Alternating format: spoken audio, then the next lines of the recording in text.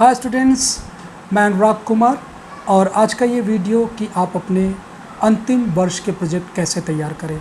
कई स्टूडेंट्स ने मुझे व्हाट्सएप किया और ये पूछा कि सर कैसे हम अपने प्रोजेक्ट को लिखें। अधिकतर लोगों ने तो अपने प्रोजेक्ट तैयार कर लिए हैं, प्रोजेक्ट फाइल तैयार करनी है और उसी के बारे में आपकी क्वेरीज़ थी। तो मैं उन सारी क्वेरीज़ को ध्यान में रखकर मैंने ये वीडियो बनाया है और आइए उसी पे चर्चा करते हैं। प्रोजेक्ट फाइल बिल्कुल किताब की तरह से बनेगी जो कि एक विवरण होगी आपके प्रोजेक्ट की।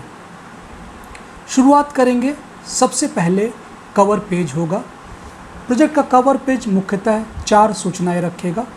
पहला संस्था का नाम और पता, दूसरा आपके प्रोजेक्ट का टाइटल और साथ में अगर उसका कोई छोटा सा चित्र हो तो वो, और तीसरी चीज़ इसे किसने बनाया है यानी आपका नाम, और जो चौथी इन्फॉर्मेशन आप देंगे वो होगा आपके गाइड का नाम।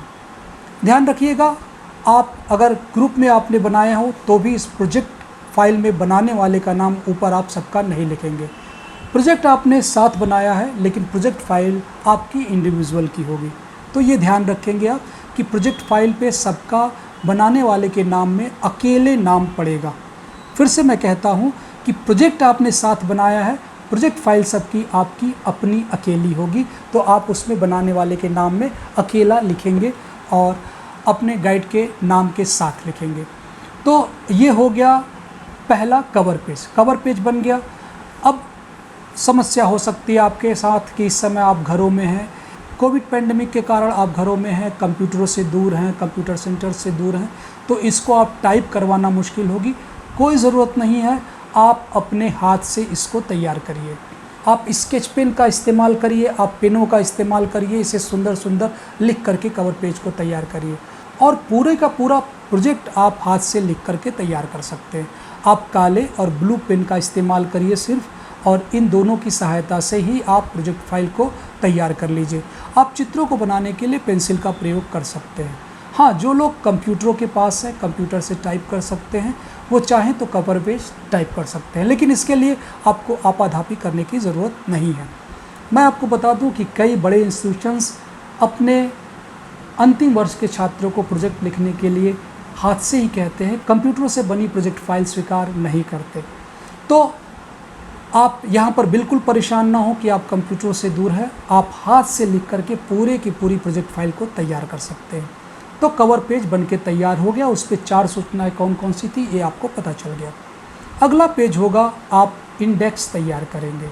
इंडेक्स सूची होगी, आप इनमें आगे इस प्रोजेक्ट फाइल में कौन कौन से अध्याय रख रहे हैं, वो किस पेज नंबर पे है। अच्छा, उसमें इंडेक्स में कहीं भी आपको टीचर के हस्ताक्षर ये कॉलम बनाने की ज़रूरत नहीं है, गाइड के हस्ताक्षर ये कॉलम बनाने की ज़रूरत नहीं है। आप अपने प्रोजेक्ट को ऐसे तैयार करेंगे कि आपको कम से कम विद्यालय आना पड़े अपने टीचरों के साइन आदि को करवाने के लिए। तो इंडेक्स में आप जितने भी अध्याय होंगे उन सब का नाम और जितने भी पेज आपने प्रोजेक्ट के तैयार किए हैं उस पर कोने की तरफ पेज नंबर लिख करके सब पेजों को पेज नंबर से अंकित कर दीजिएगा और वही पेज नंबर आपके इंडेक्स में आ जाएंगे। तो आपका कवर पेज हो गया, इंडेक्स बन गया। अब अगला काम करेंगे, आप प्रीफेस लिखेंगे, आभार लिखेंगे। उसमें आप शुरुआत करेंगे कि मेरा प्रोजेक्ट ये है, इसका टाइटल ये है, इस प्रोजेक्ट की प्रोजेक्ट फाइल आपके सम्मुख रखते हुए मुझे बेहद हर्ष का अनुभव हो रहा है। मुझे इस प्रोजेक्ट को बनाने की प्रेरणा श्री इनसे मिली और इसको बनाने में मुझे इन लोगों ने मदद किया, मैं उनको अपना आभार व्यक्त करता हूँ। ये प्रोजेक्ट किस काम में आएगा, लोगों के जीवन में कैसे बदलाव लाएगा, प्रेजेंट में जो मशीनें स्थित हैं उससे कैसे मेरा ये प्रोजेक्ट बेहतर है, ये सब बातें वगैरह वगैरह करके आप लिख दीजिए एक पेज पे। नीचे आप उस पर हस्ताक्षर कर दीजिए और इस प्रीफेस से पहले आप चाहें तो एक पन्ना लगा सकते हैं डेडिकेशन का।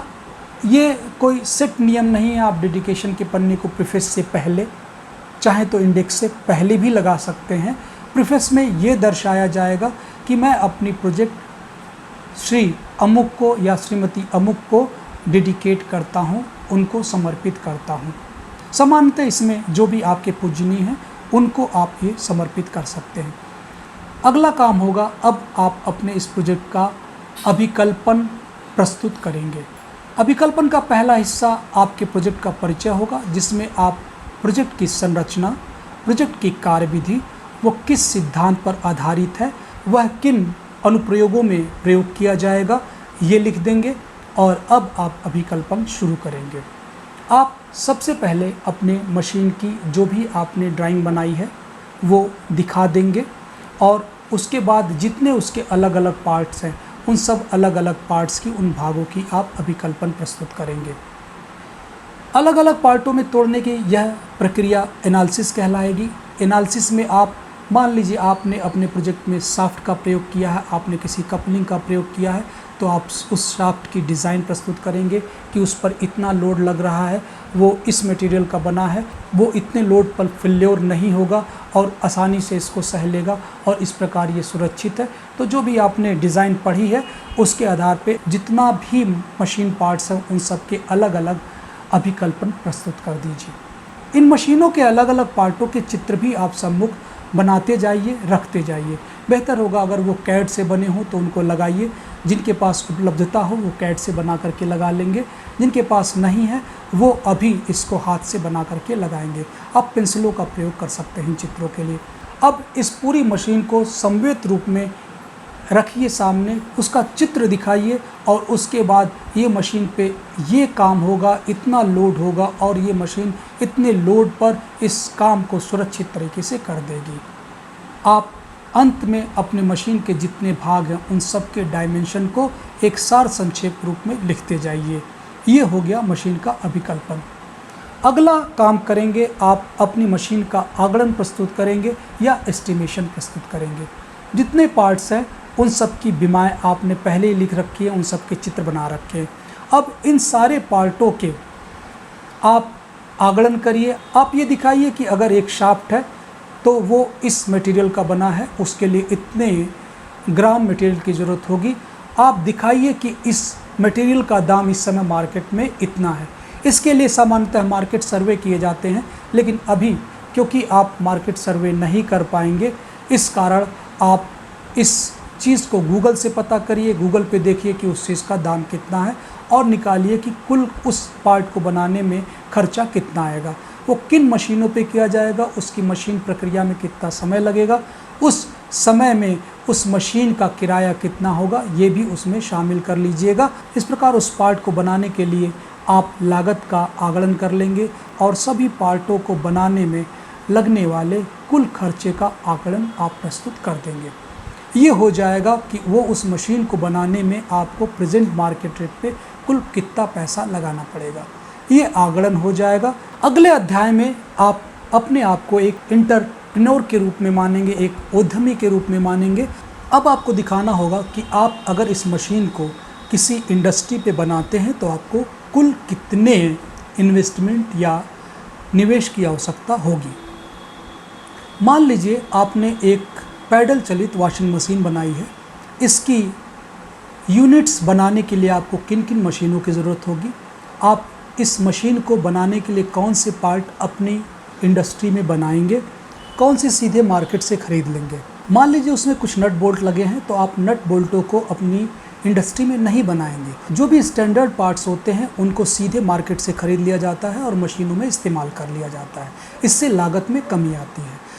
तो कौन कौन से पार्ट्स बनाने हैं, कौन कौन सी मशीनों की ज़रूरत होगी, उन मशीनों का दाम कितना है, ये फिर से आपको गूगल पे पता चल जाएगा कि उस मशीन को, मान लीजिए आपको एक सिंपल छोटी लेथ मशीन ख़रीदनी है, उसकी लागत कितनी है ये आपने पता कर लिया। एक छोटी वेल्डिंग मशीन आपको ख़रीदनी है, वो कितने की है, इन सबको आप सूचीबद्ध तरीके से लिखते चले जाएंगे और इस तरह से आप ये दिखा देंगे कि इसकी इंडस्ट्री लगाने के लिए आपको कितने निवेश की ज़रूरत होगी। आपको लोगों के वेतन देने हैं, आपको भवन का किराया देना है तो उसको भी शामिल करेंगे। अगर कोई मशीन किराए पे लाते हैं तो उसको भी शामिल करेंगे। ऊर्जा के लिए कितना निवेश करना होगा, सामान्यतः बिजली के रूप में होगा आपको, तो इलेक्ट्रिसिटी बिल का खर्चा भी आप उसमें आकलित करके लिखेंगे और इस प्रकार आप उस इंडस्ट्री के लिए कितने निवेश की आवश्यकता होगी इसका पता करेंगे। आप इस निवेश को ये मान के चलेंगे कि अगर आपके पास पूंजी नहीं है तो इससे बैंकों से उधार लेंगे। आप राष्ट्रीयकृत बैंक से उधार लेने का जो भी प्रोविज़न है उसके बारे में पता करेंगे। तो पहले तो आप इस सेक्शन में अभी इसको नहीं लिखेंगे, ये आगे आएगा। तो आपने इस इंडस्ट्री को लगाने के लिए कुल कितना खर्चा होगा ये पता कर लिया, और आप ये दिखाएंगे कि ये खर्चा आप राष्ट्रीयकृत बैंकों से उधार लें। अब इस हिस्से में आप एक ज़रूरी एनालिसिस भी रखेंगे, जिसे ब्रेक इवन एनालिसिस कहते हैं। कोई भी इंडस्ट्री जब आप लगाते हैं तो उसका ब्रेक इवन एनालिसिस भी प्रस्तुत करना आवश्यक होता है। तो आप ब्रेक इवन एनालिसिस में क्या करेंगे, आप ये देखेंगे कि मान लीजिए आपको पहले साल इस इंडस्ट्री को लगाने के लिए खर्चा कुल 100 रुपये आया, और एक यूनिट को बेचने पे आपको 20 रुपये मिल रहे हैं। तो आपको इस वॉशिंग मशीन के कम से कम 5 यूनिट बेचने पड़ेंगे, ताकि आपके 100 रुपये का खर्चा निकल जाए, आपकी जेब से कुछ ना जाए। इसी को ब्रेक इवन एनालिसिस कहते हैं। तो आप ये मान के चलेंगे कि आपको 5 यूनिट बनाने ही बनाने हैं। अब अगर आपने छठा यूनिट बनाया तो वो आपका प्रॉफिट होगा। तो आप ब्रेक इवन एनालिसिस प्रस्तुत करिए कि कितने यूनिट बनाने पे आपको नुकसान नहीं होगा और उसके बाद फ़ायदा होना शुरू हो जाएगा। आप इन ब्रेक इवन यूनिट्स को बेचने के लिए, जो 5 यूनिट्स हैं उनको बेचने के लिए या उससे ज़्यादा बेचने के लिए कौन से तरीके अपनाएंगे विपणन की, इसके बारे में भी एक संक्षिप्त चर्चा अगले अध्याय में लिख दीजिए कि हम ये विपणन के तरीके अपनाएंगे, ये मेजर्स अपनाएंगे। अगले अध्याय में आप ये लिखेंगे कि आप ये जो निवेश है इसको कैसे पा सकते हैं। इसमें आप राष्ट्रीयकृत बैंकों की एक छोटा सा विवरण लिख दीजिएगा और उनके द्वारा दी जाने वाली योजनाओं के बारे में विवरण में लिख दीजिएगा। तो आप ये बता देंगे कि इस योजना के तहत आप इतने रुपये पा सकते हैं और आप इतने रुपये यहाँ से इन्वेस्टमेंट के लिए पा लेंगे। अंतिम अध्याय में आप रेफरेंसेस देंगे। आपने इस प्रोजेक्ट फाइल को तैयार करने के लिए या अभिकल्पन आकलन को करने के लिए किन किताबों की मदद ली है, उनके नाम, उनके लेखकों के नाम, उनके पब्लिशर्स के नाम एक सूचीबद्ध तरीके से लिख देंगे, और इस प्रकार आपकी प्रोजेक्ट फाइल तैयार हो जाएगी। तो आप शुरू करिए, इसको लिखना शुरू करिए, और आगे कोई भी दिक्कत हो, आपकी कोई भी क्वेरी हो, मुझे व्हाट्सएप पर पूछते रहिए। मैं समय समय पे आपको बताता रहूँगा। अगर आपकी कोई भी दिक्कत होगी तुरंत वहीं पर आपकी क्वेरीज़ मैं दूर कर दूँगा, और अगर ज़रूरत होगी तो आगे भी इस पर वीडियो और बना दूँगा। हाँ, एक बात और है कि मेरा एक यूट्यूब चैनल सिंपली योर्स नाम से आ गया है। ये यूट्यूब चैनल पढ़ाई के अतिरिक्त बातें करने के लिए मैंने तैयार किया है, ताकि मैं उन विषयों पर भी चर्चा कर सकूँ, उन विषयों पर भी बातें आपसे कर सकूं जो पढ़ाई के अतिरिक्त हैं। और ये YouTube चैनल जब आप पढ़ाई से ऊब जाएं तब आप देख सकते हैं। तो इसका एक वीडियो मैं शेयर कर रहा हूं आपको इस डिस्क्रिप्शन बॉक्स में, इसका लिंक मैं दे रहा हूं, आप वहां से भी जा सकते हैं। बेहतर होगा कि आप गूगल पे सर्च करिए simply yours YouTube channel by Anurag Kumar, तो वहां से भी आप मेरे इस चैनल पे जा सकते हैं। तो आप लोगों ने जितना प्यार मुझे इस चैनल पे दिया है और मेरे इस चैनल को सब्सक्राइब किया है, प्लीज़ उस चैनल को भी सब्सक्राइब करिए, ताकि मैं और भी वीडियोस पे बना सकूं। और देखिएगा, ज़रूर आप उसे पसंद करेंगे, आपको कुछ नई बातें मेरे बारे में जानने को मिलेंगी। तो जल्दी से जाइए, उस चैनल को ढूंढिए और सब्सक्राइब करिए। Thank you.